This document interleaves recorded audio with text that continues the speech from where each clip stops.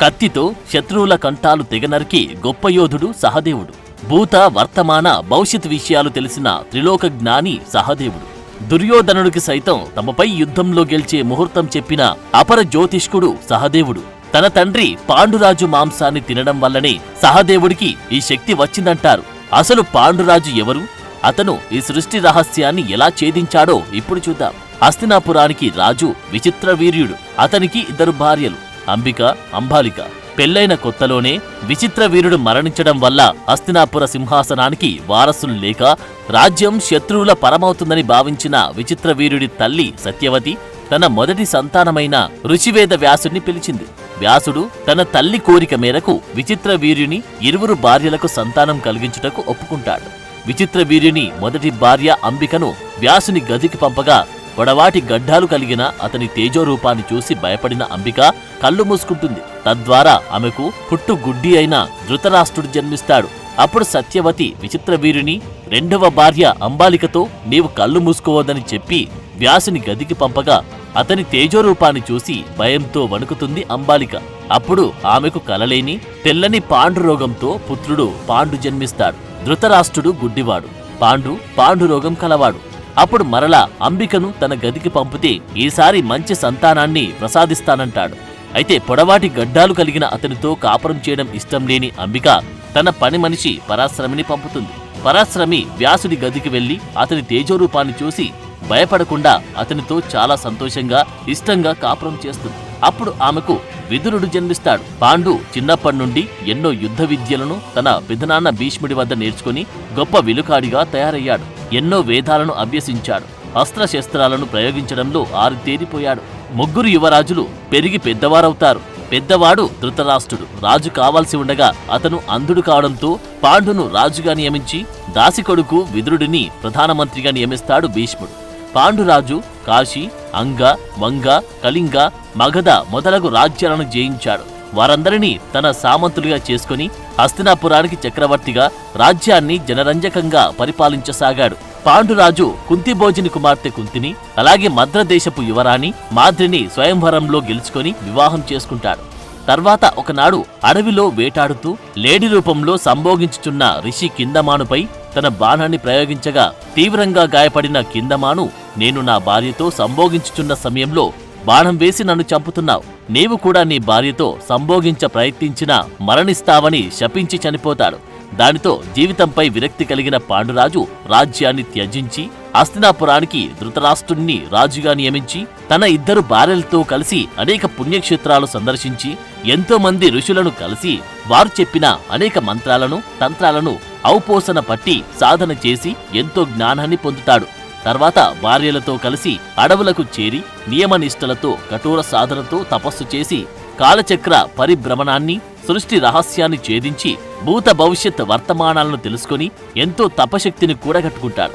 అయితే తన ఎంత తపశక్తి సమకూరినా వారసులు లేరే అనే బాధ రోజురోజుకి అతన్ని కుంగదీయసాగింది. భర్త పాండు బాధను చూసిన కుంతి తనకు దూర్వాస మహర్షి ఇచ్చిన సంతాన సాఫల్య మంత్రం గురించి భర్త పాండుకు చెబుతుంది. ఆ మంత్రాన్ని ఉపయోగించి పిల్లలను కనమని కుంతి మాద్రులకు పాండు చెప్పగా మంత్రాన్ని పఠించిన కుంతి యముడితో ధర్మరాజుని, వాయుదేవునితో భీముణ్ణి, ఇంద్రునితో అర్జునుడిని బిడ్డలుగా పొందుతుంది. అయితే ఇక్కడ మీరు గమనించాల్సింది, కుంతి యముడితోనూ వాయుదేవునితోనూ ఇంద్రునితోనూ సంసారం చేసి తన గర్భంలో 9 మాసాలు మోసి పిల్లలు కనలేదు. దూర్వాస మహర్షి సంతాన సాఫల్య మంత్రం ప్రభావానికి కట్టుబడిన ఆయా దేవతలు వచ్చి బిడ్డలను అయోనిజలుగా ఇచ్చి వెళ్ళిపోతారు. అంతే తప్ప వారెవరూ కుంతితో సంసారం చేయలేదు. ధర్మరాజు, భీముడు, అర్జునుడు వీళ్ళంతా డైరెక్ట్గా పిల్లల రూపంలో అయోనిజలుగా జన్మించారు. తర్వాత మాద్రికి కూడా మంత్రాన్ని ఉపదేశిస్తుంది కుంతి. ఆ మంత్రాన్ని పఠించిన మాద్రి అశ్వని దేవతలను ప్రార్థించి నకుల, సహదేవుణ్ణి బిడ్డలుగా పొందుతుంది. తన 5 బిడ్డలను ఎంతో అల్లారుముద్దుగా పెంచుతాడు పాండు. వారందరికీ తన తపశక్తితో పాటు భూత భవిష్యత్ వర్తమానాలను తెలుసుకునే తంత్రాన్ని కూడా చెప్పాలని భావిస్తాడు. అయితే వారింకా చిన్నపిల్లలు. తను చెప్పే విషయాలు అర్థం చేసుకునే ఆలోచన, పరిజ్ఞానం వారికి ఇంకా రాలేదని భావించి ఒకనాడు కొడుకులందరినీ తన దగ్గర కూర్చోబెట్టుకుని, నేను చనిపోయాక నా మృత శరీరాన్ని పారవేయకుండా మీరందరూ తినండి. అప్పుడు నాకున్న తపశక్తులన్నీ మీకు వస్తాయి. నా మాంసాన్ని తినడం వల్ల నా కండ మీ కండతో కలిసి మీరు తపస్సు చేయకుండానే ఇన్నాళ్లు నేను సాధించిన శక్తులు మీ శరీరంలో కలిసిపోతాయి. మీరు శూన్యంలోకి ప్రవేశించి సృష్టి రహస్యాన్ని తెలుసుకోగలరు.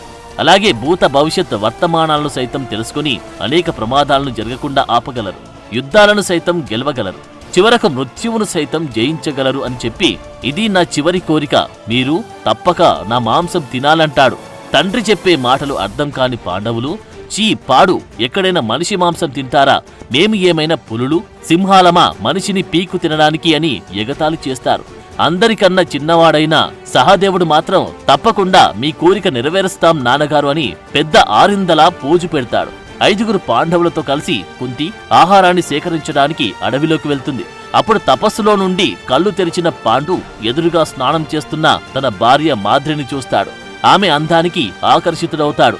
ఇన్నాళ్లు అతనిలో దాచుకున్న కామ కోరికలు ఒక్కసారిగా పురివిప్పుకుంటాయి. ఇంద్రియ నిగ్రహాన్ని కోల్పోయి మాద్రిని కౌగలించుకుంటాడు.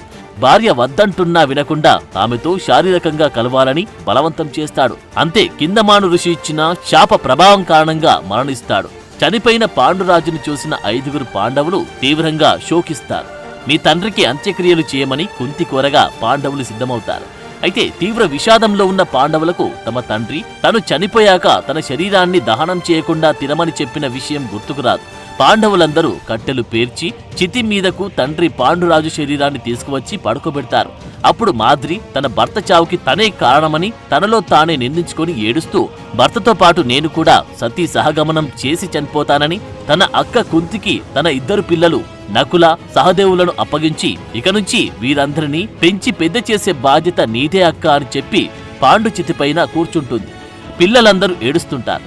ఏడుస్తూనే పెద్ద కొడుకు ధర్మరాజు తండ్రికి తల కొరివి పెడతాడు. చితి మండుతూ ఉండడం వల్ల ఆ మంట వేడికి అందరూ దూరంగా వెళ్ళిపోతారు. అయితే చిన్న కొడుకు సహదేవుడికి మాత్రం తండ్రి పాండురాజు అంటే చాలా ఇష్టం. పాండురాజు తలవైపు కూర్చొని మంటల్లో కాలిపోతున్న తన తల్లి మాద్రిని, తండ్రి పాండురాజును చూస్తూ ఏడుస్తుంటాడు. అప్పుడు కొన్ని చీమలు పాండురాజు మాంసం ముక్కలు తీసుకుని వెళ్లడం చూస్తాడు. వెంటనే అతనికి తన తండ్రి చివరి కోరికగా తమకు చెప్పిన మాటలు గుర్తొస్తాయి. తన అన్నలకు ఈ విషయం చెప్పాలని చూడగా వారు దూరంగా నిల్చొని ఉంటారు. ఇక సమయం లేదని ఎలాగైనా తండ్రి చివరి కోరిక నెరవేర్చాలని చితిమంటల్లో కాల్తున్న పాండురాజు మెదడును తీసుకొని తినడం ప్రారంభిస్తాడు. మొదటి ముక్క కొరకగానే భూతకాలం అనగా పాస్ట్, రెండవ ముక్క తినగానే ప్రెజెంట్ అనగా వర్తమానం, మూడవ ముక్కతో భవిష్యత్ అనగా ఫ్యూచర్ తెలుస్తుంది. అంతేకాదు, పాండురాజు ఇన్నాళ్లు సంపాదించిన తపశక్తి మొత్తం సహదేవుడికి సంక్రమిస్తుంది. అంతేకాక భవిష్యత్తులో జరగబోయే మహాభారత యుద్ధంలో ఎవరెవరు ఎప్పుడు చనిపోతారు, ఎవరి చేతుల్లో చనిపోతారో మొత్తం కళ్లకు కట్టినట్లు కనిపిస్తుంది. అలాగే కాలాలు, కాలచక్ర పరిభ్రమణాలు, గత యుగాలలో జరిగిన సంగతులు, మన్వంతరాలు, సృష్టి రహస్యాలు, విశ్వం ఆవిర్భావంతో సహా సమస్త సమాచారం 70mm స్క్రీన్ మీద కనిపించినంత స్పష్టంగా సహదేవుని కళ్ళకు కనిపిస్తుంది. తనకు తెలిసిన ఈ విషయాలను తన అన్నలకు చెప్పాలని పరిగెత్తగా అప్పుడు ఆకాశం నుండి ఒక అదృశ్యవాణి, ఈ విషయం ఎవరికైనా చెబితే నీ తల 1000 ముక్కలై మరణిస్తావని సహదేవునికి వినిపిస్తుంది. దాంతో భయపడిపోయిన సహదేవుడు ఈ విషయం ఎవరికి చెప్పక జీవితాంతం తనలోనే ఉంచుకుంటాడు. ఇక అప్పటినుండి సహదేవుడు అందరికన్నా ఎక్కువ తెలివితేటలతో, అపరిమితమైన జ్ఞాన సంపదతో ఉంటాడు. సహదేవుడికి ఆవులంటే ఎనలేని ప్రాణం. ఆవులు చెప్పి ప్రతి మాట సహదేవుడికి అర్థమయ్యేది. ద్రౌపదిని 5 పాండవులు కలిసి పెళ్లి చేసుకునే సమయంలో మొదటిసారిగా శ్రీకృష్ణుని చూస్తాడు సహదేవుడు. శ్రీకృష్ణుణ్ణి చూడగానే అతడు సాక్షాత్తు నారాయణుడేనని గ్రహించి వినమ్రంగా నమస్కరిస్తాడు.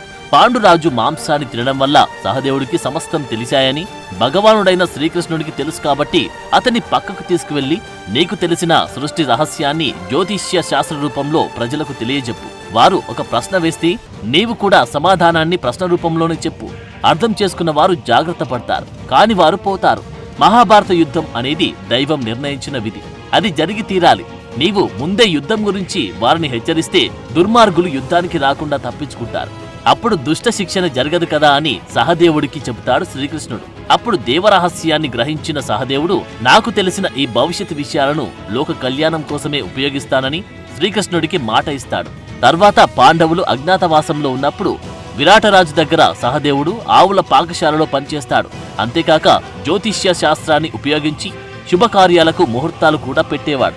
అలా ఎంతో మంది ప్రజలకు, రాజులకు వారి పనుల కోసం ముహూర్తాలు చెప్పేవాడు. పాండవులు ఏ పని చేయాలన్నా మంచి ముహూర్తం కోసం సహదేవుడినే అడిగేవారు. తమ తమ్ముడు దేవగురువైన బృహస్పతి అంత గొప్పవాడని ధర్మరాజు చాలా సందర్భాల్లో సహదేవుడిని పొగిడేవాడు. శత్రువులు సైతం సలహాలడిగినా కాదనకుండా తనకు తెలిసిన విషయాలు చెప్పేవాడు. పెద్ద పెద్ద గురువులు ఉన్నా కూడా ఏ ముహూర్తంలో కురుక్షేత్ర యుద్ధం మొదలు పెడితే గెలుస్తామో చెప్పమని స్వయంగా దుర్యోధనుడు సహదేవుడిని అడుగుతాడు. శత్రువైన ముహూర్తం అడిగితే కాదనకుండా చెప్పాలని జ్యోతిష్య శాస్త్ర నియమం. గడియలతో సహా కురుక్షేత్ర యుద్ధానికి మంచి ముహూర్తాన్ని నిర్ణయించి దుర్యోధనుడికి ఇస్తాడు సహదేవుడు. అయితే సహదేవుడు చెప్పిన ముహూర్తంలో యుద్ధం జరిగితే కౌరవులు తప్పక గెలుస్తారని తెలిసిన శ్రీకృష్ణుడు సహదేవుడు చెప్పిన ముహూర్తం కన్నా ముందే ధర్మరాజుకి అనుకూల ముహూర్తంలో మహాభారత యుద్ధాన్ని జరిపించి తన తెలివితేటలతో కౌరవులందరినీ తుదముట్టించి దుష్ట శిక్షణ జరిపి పాండవులకు విజయాన్ని కట్టబెడతాడు. ఇలా భూత వర్తమాన భవిష్యత్ విషయాలు తెలిసిన వ్యక్తిగా సహదేవుడు చరిత్రలో నిలిచిపోతాడు. For more videos like this, subscribe Big TV channel.